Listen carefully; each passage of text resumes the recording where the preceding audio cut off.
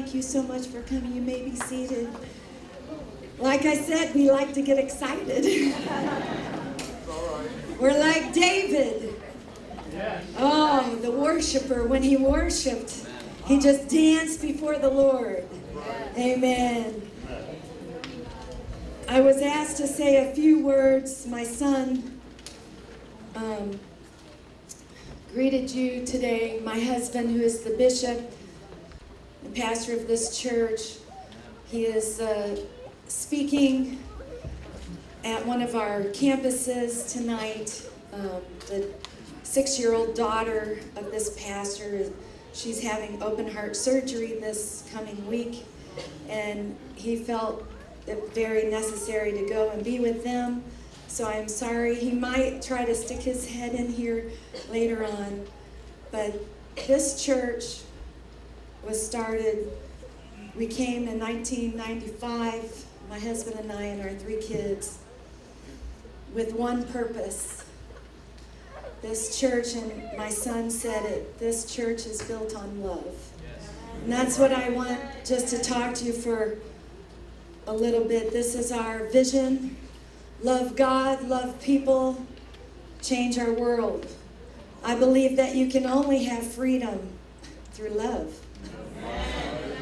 Love is the most powerful thing because God is love. We were privileged, my husband and I, in 2012 to go to the country of Italy.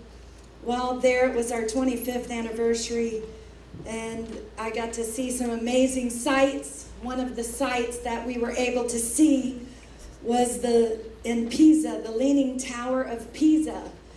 And the guide there was talking about how it had just been reopened for 12 years because in 2001, December 2001, it had just opened because it had been closed because they had to try to stabilize the Leaning Tower because they were afraid that it was going to fall over. And the problem was because the soil is so sandy, when they built this, they didn't think about the foundation. Oh my God. Well, you've joined together in a church today whose foundation is built on love. We are a multicultural church. We have people from 28 nations that are part of this church. And it is all about loving God. The foundation, the truth is love God. And I believe that one of the greatest scriptures, which is the Shema, Hear, O Israel, the Lord our God is one Lord, and thou shalt love the Lord thy God with all thine heart, with all thy soul, with all thy might. And these words which I command thee shall be in your heart, and you shall teach them unto thy children. Ladies and gentlemen, everything must be built on love. Faith must be built on love. If it is not built on love, you will fall, you will crumble. Anything that is built on hate will crumble. Anything that is not built on love will perish. The Hebrew word for love, it's not an expression of mere affection. People say, oh, I fell in love. It's not a warm, fuzzy feeling. Love is a word that can only be properly defined in terms of action, attitude, and behavior. And when love is manifested in our lives, people, when love is manifested through our actions, through our attitudes, through our behavior, only then can God be manifested to the people of this world. And that's what this world is looking for. A world that is hurting. A world that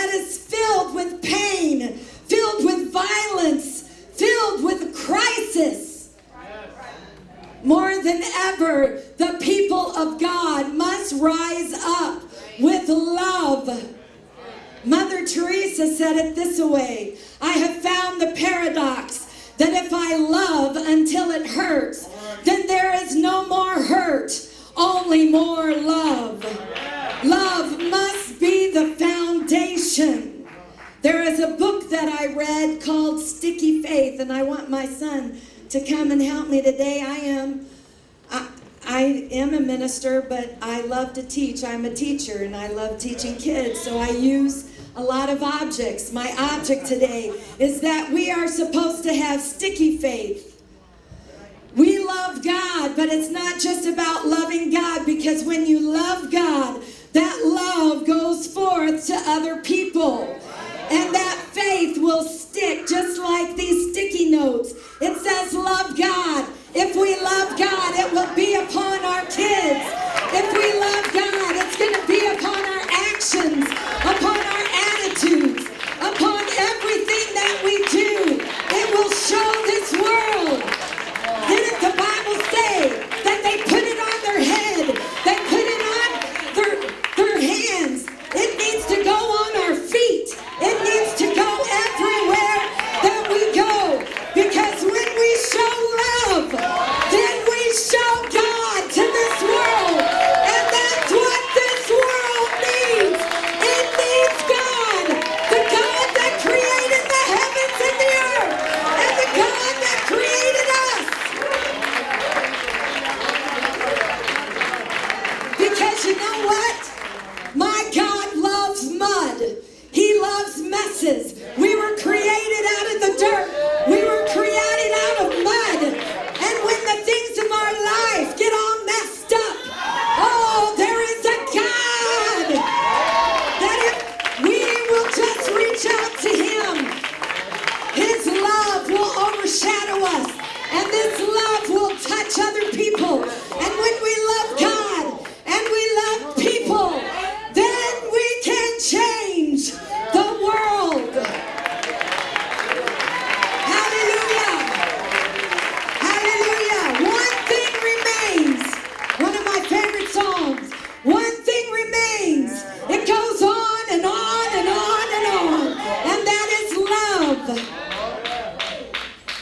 I'll close with this. Now that my son's all covered in love.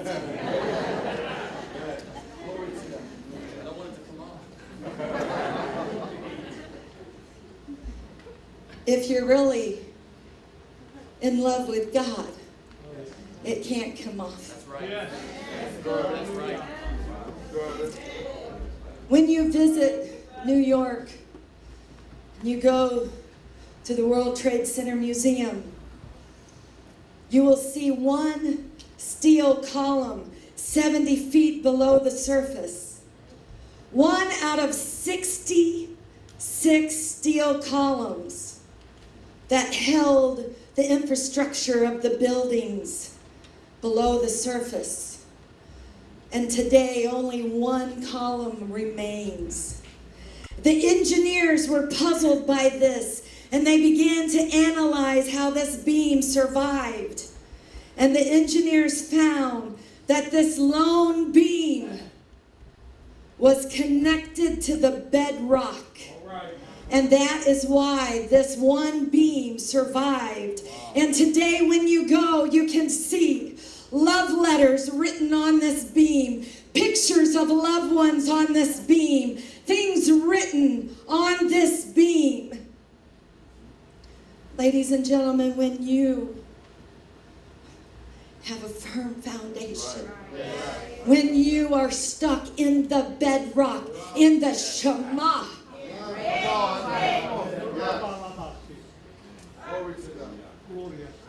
the things that you do will last. And I want the things that I do to last forever. That is the purpose and the reason that we are here on this earth, that God created us to worship Him, to love Him, to love others. And by doing those two things, and only by that can we change and make a difference in our world. Do you want to make a difference in the world? I do. This church wants to make a difference, and we're making a difference tonight, today. Let's change our world with the foundation of love. Love God, love people. Then you'll change the world. Amen. Let's clap our hands. Oh, you want to stand to your feet? That was awesome, wasn't it? How many's going to be rooted in the bedrock of love? My mind. At this time, we're going to have Dr. Wesley Esther Shaw come and lead us in a song. And then he's going to introduce all our dignitaries that are here. Worship with me, okay?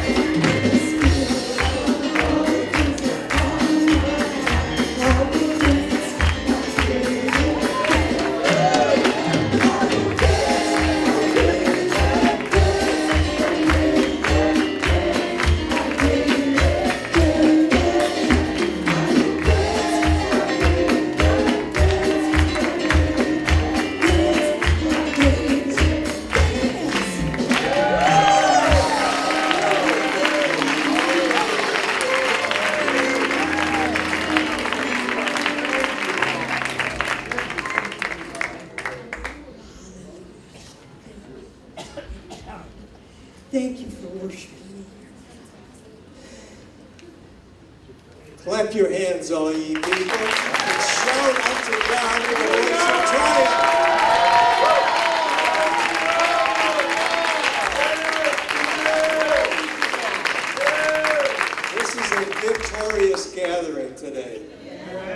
may be seated. And we've had some very wonderful, articulate, intelligent speakers, haven't we? Some passionate people. But this is our time. We have the special privilege of honoring two people. And we would like those two people to come up, if they would. We have two Holocaust survivors here. Why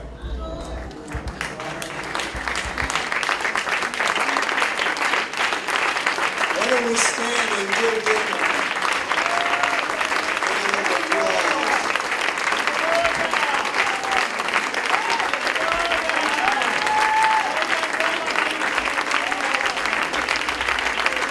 These are beautiful people. I'm very privileged to be with these people.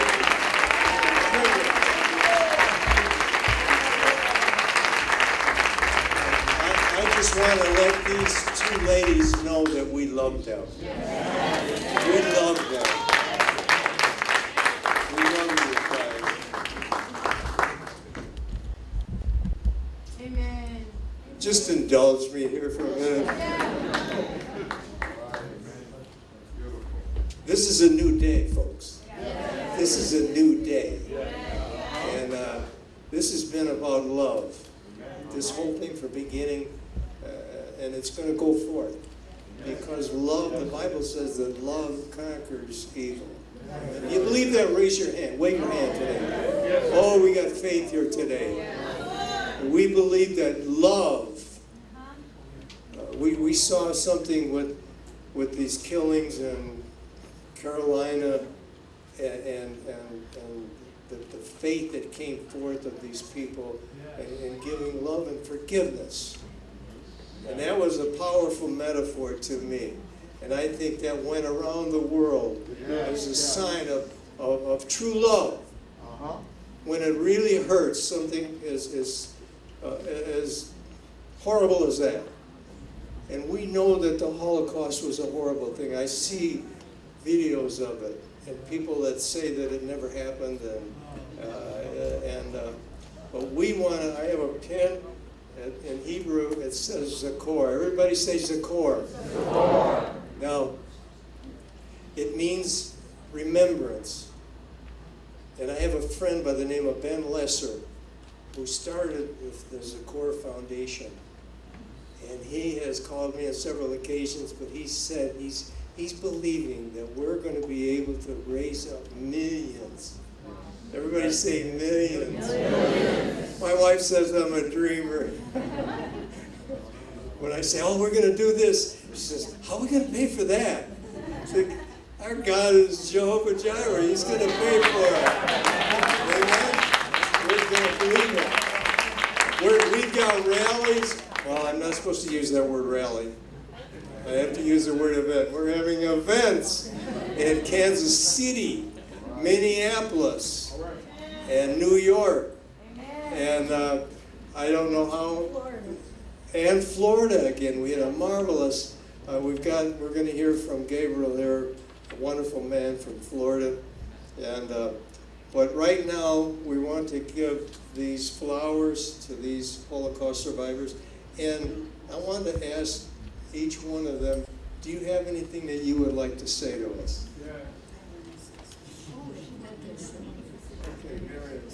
I want to say, speaking of love, you're speaking of love. I love everyone in this room so much. I can't even describe my feelings. I'm so touched.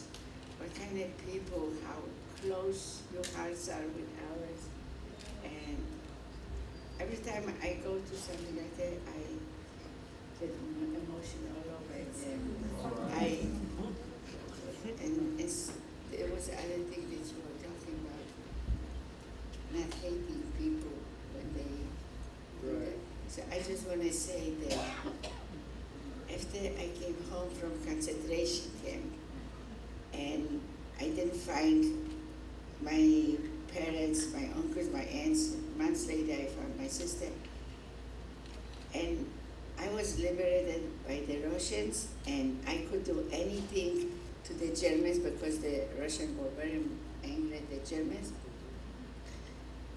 We never took revenge. Right. We never did anything to anybody. And maybe one thing was my revenge personally. My youngest son that passed away 3 years ago, he was in research cardiology, and he was going with his lectures all over the world. And one time he calls me up and says, "Mom, you won't believe it, who invited me to speak? They invited me from Berlin." And when he introduced himself, he said, "My name is Dr. So-and-so, Dr. Rosenbaum. I'm a son. My father was a survivor, and my mother was a survivor." He was proud of that. And I think that was, it's not a revenge, but it was like, look what they did. Look what, if Hitler would get up again, he would bury himself. That's eloquent. You would see what he did to innocent. How many Davids will be here that survived to work on helping people and researching and finding out things. So that was kind of a revenge. But Okay, let's put our hands together for these two group of people.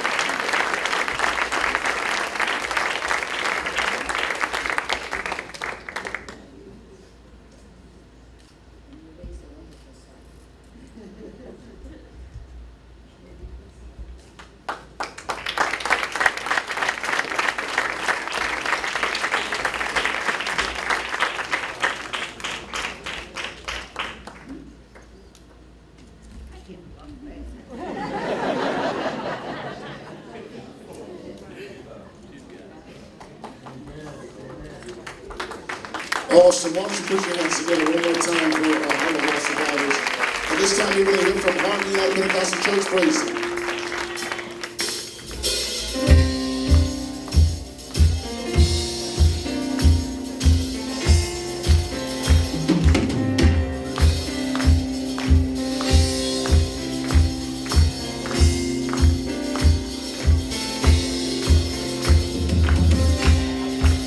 Say, Lord, you're mighty. Lord, you're mighty. Lord, you're mighty. Lord, you're mighty.